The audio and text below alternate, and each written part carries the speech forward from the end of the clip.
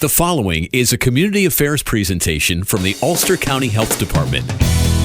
This is the Healthy Ulster Radio Show, a weekly presentation exploring community health and sustainability with guests representing a broad spectrum of community partners working to make Ulster County the healthiest in New York State. This program is sponsored by the Health Alliance of the Hudson Valley in Kingston, a member of the WMC Health Network. Good morning. You are listening to Healthy Ulster Radio. I am your host, Dr. Carol Smith, Commissioner of Health and Mental Health for Ulster County. With me this morning is my co-host, Vin Martello, our Director of Community Health Relations. Good morning, Vin. Good morning, Dr. Smith. How are you this morning? Fine, thanks. Dr. Smith, today we have a very interesting topic and one that affects a pretty significant sector of our population, and that is the elder population. And we're going to be talking about the health and wellness services and programs offered by Ulster County Office for the Aging. And we have with us today the Deputy Director. Her name is Kim Borelli-Butwell. She's the Deputy Director of the Ulster County Office for the Aging. She received her master's degree in psychology from Marist College with a focus on gerontology.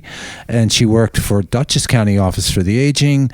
She worked in the private sector, in finance, and she did also Medicare counseling. She has very, very broad experience, and we're very happy to have her here and as part of the Ulster County team at Office for the Aging. Welcome, Kim. Thank you. So happy to be here.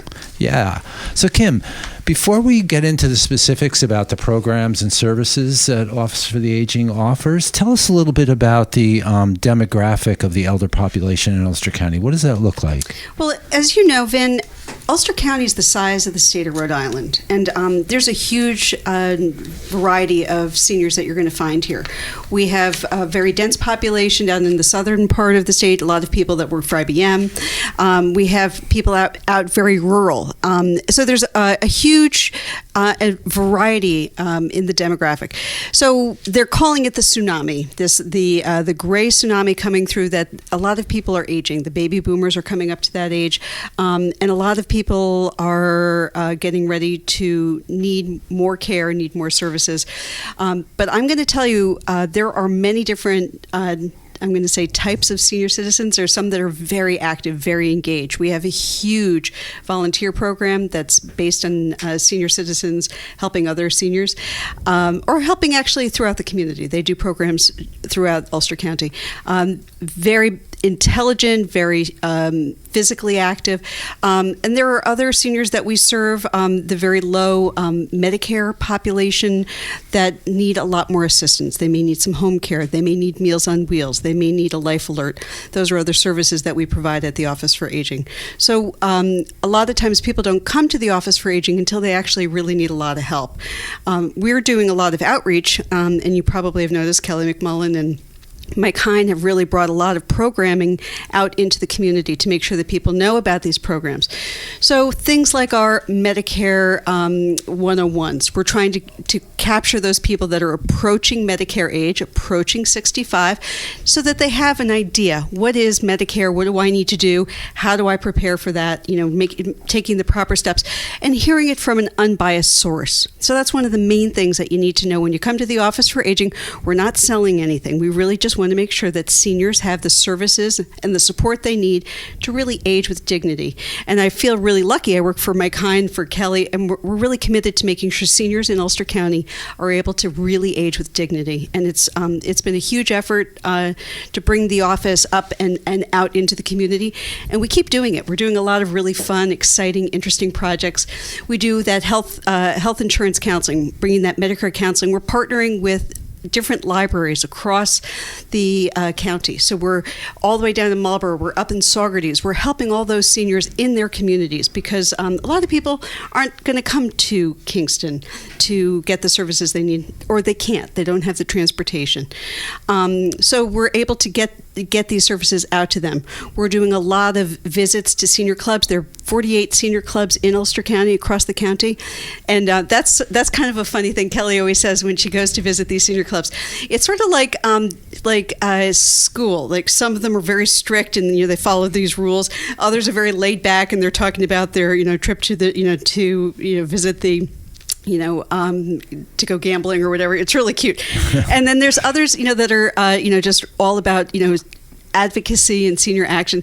So there's a really big, it's a huge wide variety. You can't say seniors are one thing. It's not a little old lady sitting on your stoop anymore. These are really interesting, diverse people that live in Ulster County and that we get to work with and serve. It's really fun. It's a great. Right. We have probably the best job in the whole county. Oh, that's great. And really, when you think about any demographic group, right, you can't really overgeneralize because it's not a one size fits all. So true. I'd imagine that the baby boom generation, though generally speaking, is a little bit more active and health conscious. Is that true from what you're seeing? Well, they're younger, right? So they are not only more active, they're more verbal. So they're much more willing to talk about what they want and what they don't want. So they're engaged in a conversation in a different way than our older seniors, who are much more apt to just take the information in, whatever you give them, and just take it for what it is. We're really excited to have this young, very socially active group of seniors coming in and really fighting for seniors' rights. One of the bylines is, in the 60s they marched, and in their 60s they march. So it's that's great. It's a great line. So Senior Action uses that. It's and it's about these are people that they grew up wanting to make a difference and a change. So how it looks to be a senior, we don't know what that's going to look like in 5-10 years, because this is a whole new wave of seniors that are really making a difference. Right, and we see just from the notes here that there are two programs that specifically kind of at either end of the wellness, prevention, and treatment spectrum, which is chronic disease management on one side and then fitness programs on the other to keep people from getting chronic disease. Can you describe those a little bit for us? So I want to say we have this really great program, the Chronic Disease Self-Management Program. It also includes Diabetes Self-Management Program. The name is so not sexy that it's hard to get people to enroll in this program. But I'm going to tell you, people who have done this program have written to us, have called us to say what a difference it has made in their lives. That people who were feeling really depressed and not able to get out and engage in the community are all of a sudden back to living life. It's not about what you can't do, it's about what you can do, and changing your mental attitude, changing your diet, taking little steps, making a plan. So these programs, I wish it had a cooler name, so that more people would do it. But honestly, every time people do it, we get thank you notes saying that you changed my life. Can I share a story? Sure. So we had a lady who was told by her doctor she really had to go to this program because she was sleeping 20 hours a day. She was on oxygen. She had a walker. She could barely make it from the door to the table without huffing and puffing and sitting down. She went to this program. So in this program, one of the things you do is you set goals for yourself. So one of the goals was to do our mall walking program. Every Tuesday we have a mall walking program right up in Kingston at the mall. It's temperature controlled. We always have OFA staff there. And slowly but surely, with her walk, as she was doing that, she was doing this other program. This woman, at the end of her 6 weeks, she was doing so much better. She wasn't only doing the walk, she found a group of ladies. She was doing the walk on a regular basis. Over the course of several months, she became a volunteer. She's driving other seniors to help them. So she went from being in a place where she was sleeping 20 hours a day to really impacting other people's lives and making it possible for them to get to the doctor, to do other things. She created a whole new social life for herself. She's going to multiple senior clubs. She's engaging and going out on senior trips. This program opened up the doors for her, and I will say, anybody who lives in Ulster County probably knows Marge Gagnon. Marge is a powerhouse. Terrific. She's an amazing woman. She's a really big heart. And this program is possible because of Marge Gagnon. And I give her full credit for the hard work and her tenacity and her commitment to making sure that seniors, can take, they don't have to be stuck, that they can take it to the next level and they can do more and more and more. So this woman is just one of those amazing inspirations that over the course of a year, so she went back to her doctor and her doctor's like, like her blood pressure was better, her hypertension, her heart rate, everything. She was, able to get off of some of her medications.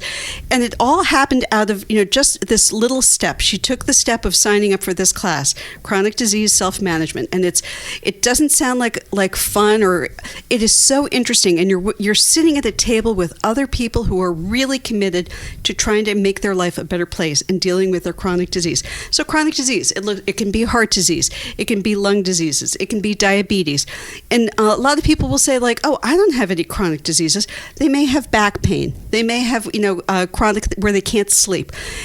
Many people, especially as we age, there are things that are chronic in our lives, right? And having a place where you can talk about it and figure out how to get beyond that chronic disease, that chronic situation, and get back to living, because there's still a lot of living to do no matter which age you are, right? Right, absolutely. Yeah.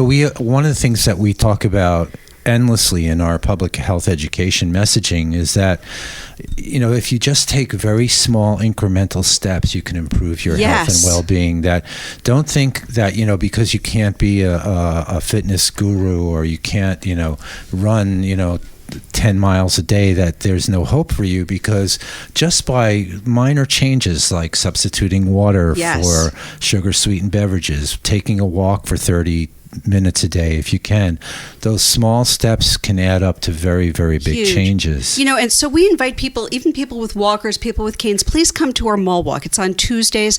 It's at 10 o'clock every Tuesday at the mall. We have a faster group. Those are people that have their sneakers on and they're used to going at a quick pace. We also have a slower group. There are benches every 20, 30 feet. There are bathrooms. It's climate controlled.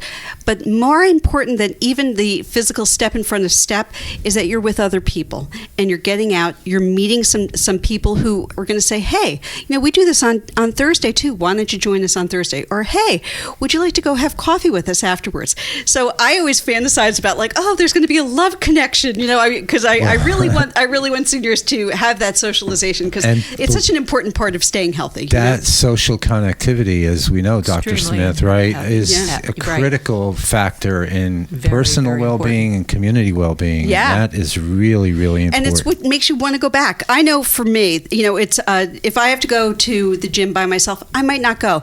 But if I make a commitment to go and meet somebody there, I'm going to go. Yeah. So having that partnership and that socialization will make it so that you really are more a commitment to your health and well-being. And we really love to engage the seniors that are at these programs. We always have flyers. We always have information. We're constantly bringing the information out to them, and we call them our ambassadors. They bring it out to the community. So it's really terrific. Well, one of the things that I notice, and we've talked about many times, is that when you do things that make you healthier, they feel good. Yes. And you want to do more. And that it's just like, the opposite is true with negative behaviors. Yes. But when you do things that make you get healthier and feel better, it's great feeling, and you do more, and then that's how you progress over time. But we want to talk about many more of your programs, because they're all very exciting. But we're going to take a short break right now. You're listening to Healthy Ulster Radio. In emergency care, it's all about experience. At Health Alliance Hospital Broadway campus, a member of the Westchester Medical Center Health Network, it's another way we're investing in you. We're board certified in emergency medicine, nationally recognized in stroke care, and use telemedicine to give patients access to the region's leading specialists. Patients tell us we make their experience exceptional by treating them with the utmost respect. Health Alliance Hospital Broadway campus. We're advancing care here. Visit hahv.org for more. Welcome back. You are listening to Healthy Ulster Radio. Our special guest today is Kim Butwell, who's the Deputy Director for the Ulster County Office for the Aging. Kim, you told us a lot of exciting events and activities that are going on through the office.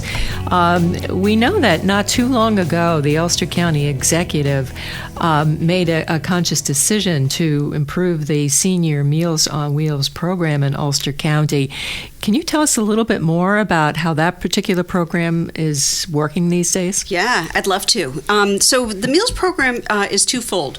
There's the home delivered meals. Those are for people who are homebound, and the meals are delivered to them. And they have a choice. They can have daily hot, or they can have a weekly delivery once a week of 5 frozen meals, and then they can cook it at their when it's convenient for them. So there's two options for getting meals out to the seniors. The second option is to do a congregate meal. We call them friendship centers, and we have 6 of them throughout the county. We have one down in Ellenville, we have one in Ulster, we have Rosendale, New Paltz, and Saugerties. And this is a nice opportunity for people to get a healthy meal in a social environment, so that it's creating a space where people can gather. They know that there's going to be a hot meal there. Socialization, there's often activities that go with that. We also partner with Cornell Cooperative to bring education programs, into the congregates, into those sites. They're called congregate sites, friendship sites, where people can get together. Now, one of the things that Mike Hine did, our county executive, which I thought was really a great initiative, is he realized there are people out there that are getting home delivered meals, and they're vulnerable seniors.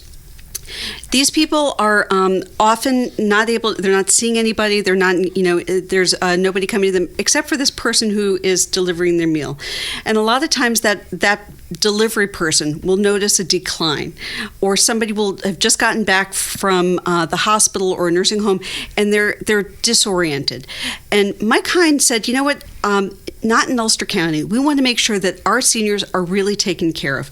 So he worked with us to create a program where we can get a little enhanced case management, where we can have somebody going in and helping them. A lot of us, our children have older parents, or have experienced having somebody caregive for us. If you're just getting back from the hospital, you might feel a little disoriented. You don't remember when you're supposed to take your medicines. We're lucky if we have family members that can help us. But there are many people that do not have family members or friends that can help them through those transitions, those times of transition. And of course, those times are very vulnerable. Very vulnerable. That person who is now re-entering their home, or now back to being dependent on their own resources, can very quickly decompensate and be readmitted back to the hospital. So that's a very critical time for keeping people at home and safe. So the mission of the Office for Aging is really to make sure that people can age successfully in their homes. That's the goal, is for us to to provide those services so people can age in their homes, because that's where people want to age. They don't want to be in nursing homes. They really want to be able to age in their homes. And a lot of people can do it with a little bit of help, and there are some people, especially in those times of difficult transition, that need a little more help. And Mike Hine made it possible for those people to get that extra help. So we're seeing that they need a little extra help. We're able to get that enhanced case management in. It may help them get signed up for some of the programming that's available out in the community, whether it be Medicaid, SNAP, HEAP. Those are programs that are available for seniors.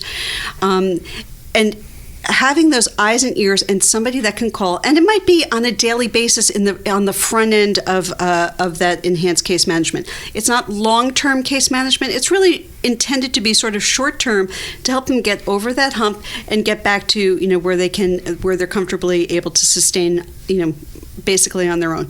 But those times of transition, having an extra set of eyes and ears and hands helping them, and a lot of times, I'm going to tell you, we're all educated people. We know a lot about what's going on in the county and in New York State, but there are so many times that we hear of new programs we didn't even know existed. Now, how much more so those seniors who don't even know these programs exist. So having that enhanced case manager in there is able to really hook them up with the programs that can really support them, which is terrific. Yeah. So I'm so grateful to Mike for making that possible, because we do want to be a county that really protects our most vulnerable, and that's really that safety net of being there as a team, as a county, to protect the most vulnerable in our county. So important. And we notice here in the notes that you also do Medicaid coordination and counseling for folks. And Medicaid, so we can remind our listeners, is for low income. It's income qualified medical care. Is that correct? So medical Medicaid insurance. is that safety net for the poorest in our county.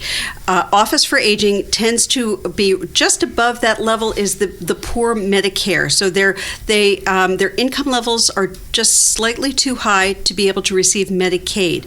But there are Medicaid programs that people with Medicare can get, low income Medicare people. So like it's called the Medicare Savings Program. Let me tell you a story.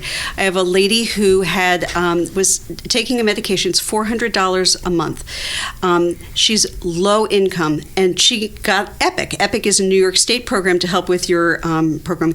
And after she does her deductible and stuff, it's down to $20. We got her on the Medicare Savings Program, and instantly there was no pay down. She was paying $4 a month, and she said, "This has made the difference in my life that I can finally eat normal meals. I can relax and enjoy my retirement." And she is, every time she sees us, she says, "Thank you." $400 down to $4 because this woman is on a very low income and just trying to pay her rent, and then the thought of having to pay a bill for $400. I mean, she has to save all year because she knows she's going to have those bills for $400.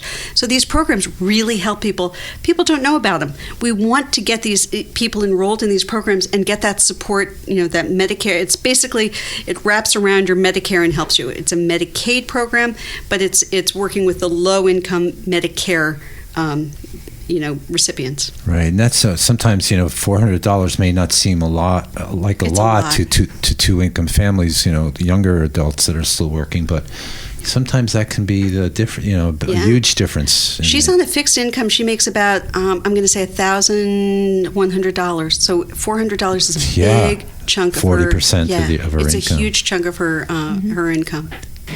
Kim, also, one of the things that people fear and, families are trying to contend with and supporting their loved ones is Alzheimer's. Can you tell us a little bit more about the kind of resources you may have for individuals and their caretakers who are dealing with Alzheimer's? So we have such a great partnership with the Alzheimer's Association. They're really the experts, on the topic, and they offer support groups.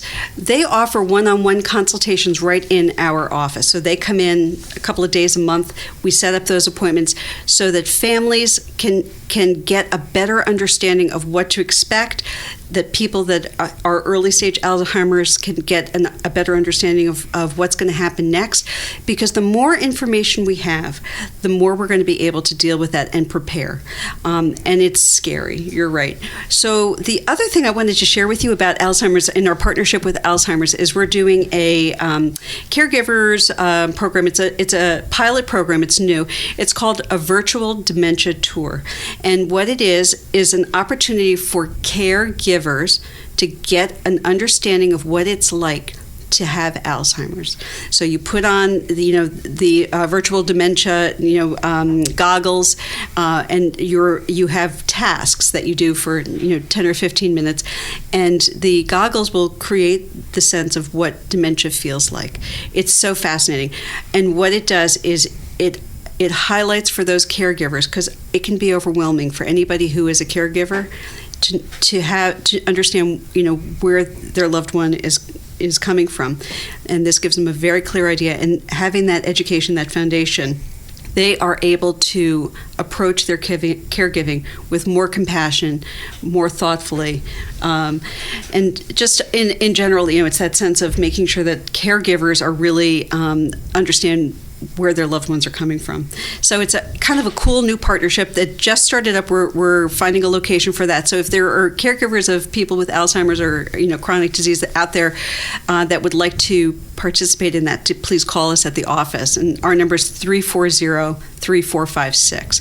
And we'll get you on the wait list for that program. It's very cool. It's about a half hour, and you get screened to understand it. Right. The other thing I did want to share is caregiving is a huge part of as we're aging, and there are support groups.